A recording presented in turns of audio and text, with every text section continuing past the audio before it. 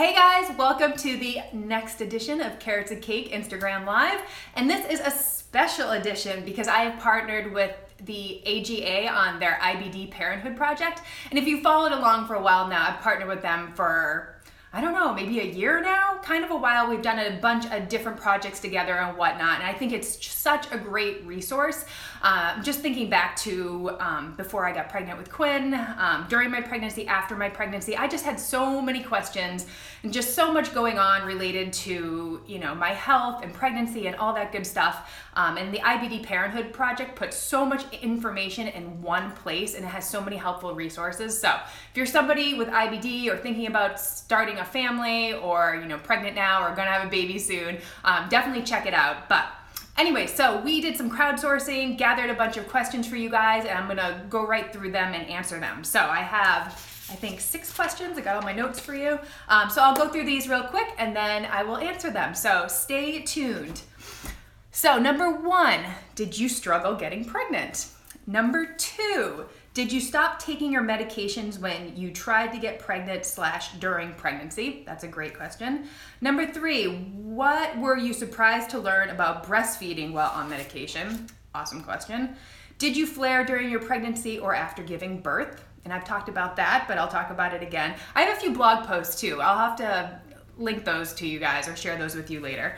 But I've done a bunch of posts for the IBD Parenthood project. So if you want to check them out and read them, all sorts of experiences related to pregnancy and just, my firsthand experience of, what I went through just being a new mom and somebody with IBD. But anyways, go check those out if you're interested. Number 5, has being a mother and the stress that comes with it impacted your IBD? That is a great question because I have very much noticed that stress and flare symptoms go hand in hand. Number 6, are you concerned about your son developing IBD? Great question. What was your diet like during pregnancy? And what is one unexpected thing you learned after pregnancy that you wish you knew before? So, great questions. Let's get right to it. So, did you struggle getting pregnant? So, no, I was very lucky. And I've actually learned working with the IBD that if you have your IBD and your symptoms in control and you haven't had surgery, you can get pregnant at the same rate as another healthy woman. So, that is great to hear. We went off, I had been on birth control for 15 years. So I was really nervous if I was going to get pregnant or not. I had been in a flare at that point, just not doing great. Had friends that were struggling getting pregnant, the whole birth control thing. So I was really nervous. I was like, I don't know if this is going to happen for us. So I went off birth control and you know what? A month later we were pregnant. So maybe I shouldn't be that surprised because lots of women with IBD can get pregnant. So that's really reassuring to a lot of you if you're out there struggling with IBD. So I hope that makes you feel a little bit better about family planning and all that good stuff. But of course, talk to your doctor because you obviously want to be in a good, healthy place before you start trying for a family. So number 2, did you stop taking medications when you tried to get pregnant / during pregnancy? And no, I did not stop taking my medications. I was taking medication up until I got pregnant. And it's funny, my symptoms, before I knew I was pregnant, my symptoms started to get better. And it was because my body was going into remission. And I just think that is so fascinating that our bodies know what to do. So I had a great, healthy pregnancy for about 38 weeks. I was very healthy, no issues at all. And then I started going into a small flare, but I stayed on medication that whole time. The big thing is, for women with IBD, you need to stay healthy. You need to get all sorts of nutrients and whatnot in your body so you can pass them on to your baby. So if you're not healthy, the baby's not going to be healthy. And that's super important that you do stay on your meds to stay out of a flare. And again, talk to your doctor. Find what medication works best for you. But really, at the end of the day, you want to keep yourself and your baby very healthy. So number 3, what were you surprised to learn about breastfeeding while on medication? So, if you guys have been following along, you know my breastfeeding story was all over the place. Being a new mom, I had 8 million questions and, worried about every little thing. And then, of course, having IBD, I was in a flare after I gave birth, and having my GI doctor say one thing, my OBGYN saying something else, pediatrician saying something, and then a lactation consultant. Everybody had different opinions about it. And honestly, I just wish there was a place like the IBD Parenthood Project, because they have so many great resources all in one place to help get your care team on the same page, which is amazing. And I mean, just from reading that site, I learned that, women with IBD, they have the same nutritional recommendations as any other mom out there. So, just increasing your caloric intake, getting more omega-3s in your diet, all that good stuff. And of course, just speaking with your doctor just to make sure, the medications you're on are fine for you and the baby. And, everybody has a different story. So all that to say is to talk to your doctor. And also on the IBD Parenthood site, in their toolkit page, there's a post-delivery consideration fact sheet that has all sorts of great information and things to consider when you are going to have a baby. So number 4. Did you flare during your pregnancy or after giving birth? And yes, so I talked about this a little bit. I probably made it to about 38 weeks, no issues, no problems at all. And then I started having symptoms and just having, blood and cramping and all that good stuff. I was so close to the end. I almost made it. But my doctor put me on steroids just to kind of keep my immune system in control so I could have a labor and delivery without being a flare, because honestly, labor and delivery, hard enough alone, the last thing you need is a flare. And again, it just goes back to, the biggest risk for IBD moms is to be in a flare and, not being healthy for their baby. So again, staying on your meds, talk to your doctor. I'm just going to keep saying that because it's so important, because really, you just want to have a healthy baby at the end of the day. Number 5, has being a mother and the stress that comes with it impacted your IBD?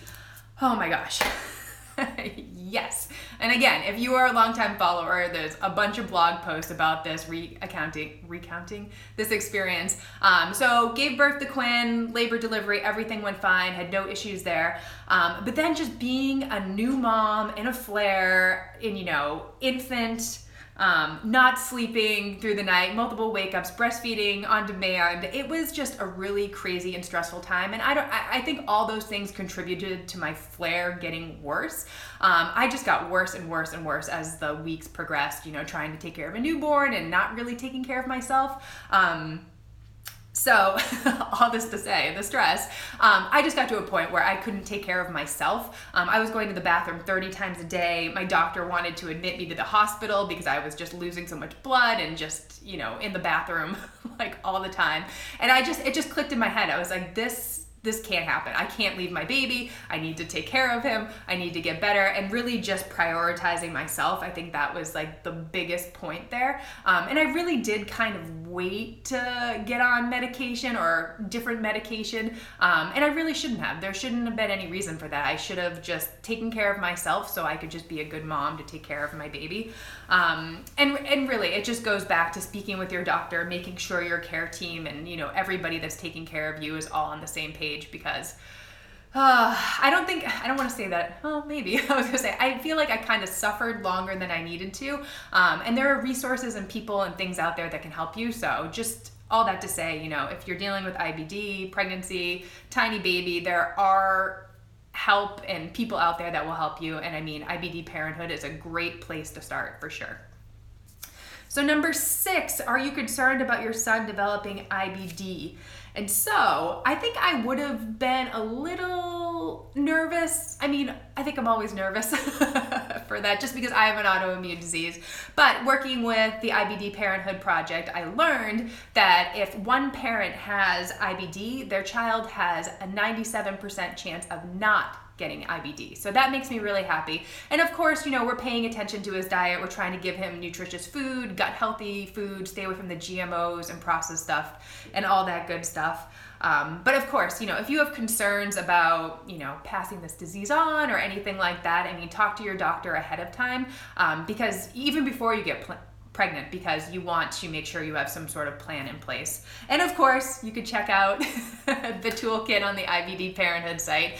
There's just a lot of great resources there. There's all sorts of PDFs and things you can download, bring right to your doctor, what type of questions to ask and things to be, concerned about.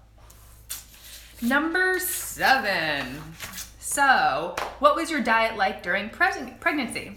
So, I went into remission, which was amazing, again. And prior to that, I was doing the paleo diet, so I wasn't eating any gluten, grains, dairy, anything like that. And so when I went into remission, I satisfied all my pregnancy cravings. So I always joke that I lived on Ben & Jerry's ice cream and froyo and, saltines and grilled cheese sandwiches and lots of cheese, lots of mac and cheese, things like that. But I ate everything. And I think when it comes to IBD, everybody's food sensitivities and symptoms are just so different. And one thing works for one person, one other thing works for somebody else. So really, I think it's coming up with a plan, again, ahead of time before you try to get pregnant and all that. So you have a plan in place or when you do get pregnant. I mean, hey, you might get lucky and go into remission and eat whatever you want, but it's always good to have some sort of plan in place before you embark on the whole pregnancy journey. Number 8, what is one unexpected thing you learned after pregnancy that you wish you knew before? I think it has to go back to that taking care of yourself, being a healthy mom so you can be a healthy mom for your kid. And I mean, this applies to any mom out there, but I mean, especially women with IBD, because I mean, you have other health considerations to think about. You got to take care of yourself. You can't be, running to the bathroom, every 15 minutes, especially if you have a newborn. I actually told this story, I think on the blog, but I remember one time when I was really sick and, Mal was out or at school. I don't remember where he was, but I was alone with Quinn. And I remember bringing the little bassinet thing that he was sleeping in into the bathroom because I just couldn't take care of him. He was crying and I needed to use the bathroom. And I just remember being like, this is the lowest low that I've had as a mom so far, and I need to get healthy. And I mean, just emphasizing that you really do need to take care of yourself. And like I said, there are people out there that will help you. So don't feel like you're alone and you need to suffer through symptoms or anything like that. And again, this IBD Parenthood project that I keep mentioning, it's got so many great resources and different people and recommendations who you should talk to develop a team that works for you and to help you out during before you get pregnant, during your pregnancy, and long after your pregnancy. So that's all I have for now. Thank you guys for all the questions. And of course, if you have other questions, I can always answer them in a future blog post or Instagram Live or anything like that. I mean, I am here for you guys. I mean, I love talking about this IBD stuff because I know how lonely it can be and how lost you can feel, especially when it comes to pregnancy and, something else happening to your body that you don't know what to do about. So anyways, all that to say, feel free to reach out, and thank you to the AGA for working with me and sponsoring this Instagram Live. And check out the IBD Parenthood site. And that's it. Have a lovely afternoon.